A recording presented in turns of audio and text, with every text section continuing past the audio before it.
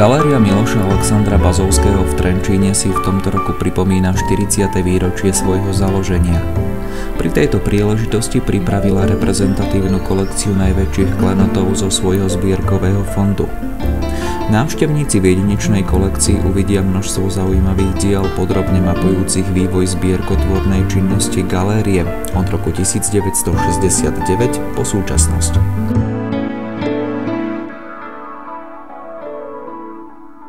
Od počiatku existencie galérie bola stanovená jej profilácia, ktorá sa premietla aj do štruktúry zbierkového fondu. Keďže galéria od samého začiatku plnila tiež úlohu akéhosi centra kultúrneho diania na Považí, veľkú pozornosť venovala prezentácii a dokumentácii regionálneho výtvarného umenia.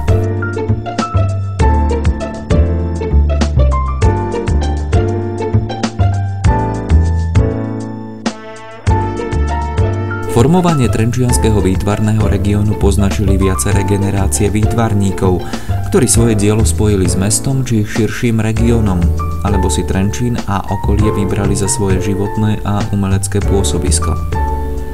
V zbierke sú zastúpené diela takých mien ako Ladislav Medňanský, Artur Lieskovský, Herman Kasriel, Štefan Straka, Hugo Gross, Bedřich Hofstetter, Jozef Holoubek, Ján Šandora, Ľudovít Bránsky, Svetozár Abel, Marián Sučanský, Jozef Fizel, Rudolf Moško, Milan Struhárik, Peter Lehocký, Juraj Oravec, Igor Mosný, Ivan Vinárik, Eva Mišáková Abelová, Jozef Vidrnák a mnohí ďalší.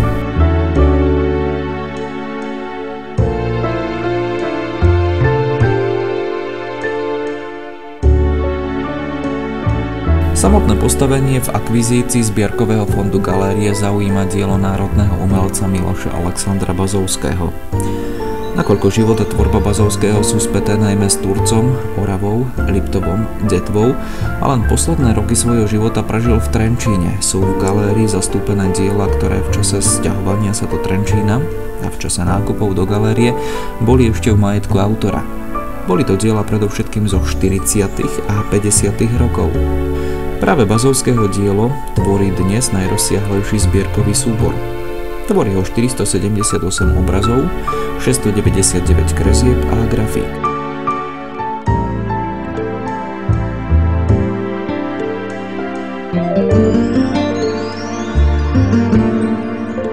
Za takmer 4 desaťročia odborne profilovanej činnosti galérie sa podarilo zozbierať vývojovo významné diela takmer všetkých predstaviteľov jednotlivých skupín a smerov, tvoriacich výtvarnú generáciu 20. storočia.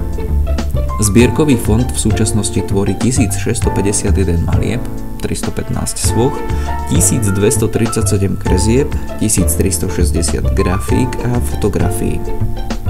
Ak by sme teda chceli rekapitulovať doterajší vývoj zbierkového fondu, nájdeme v ňom autorov i diela, ktorými môžeme dokumentovať vývoj slovenského maliarstva, sochárstva i grafiky od začiatku 20. storočia až po súčasnosť.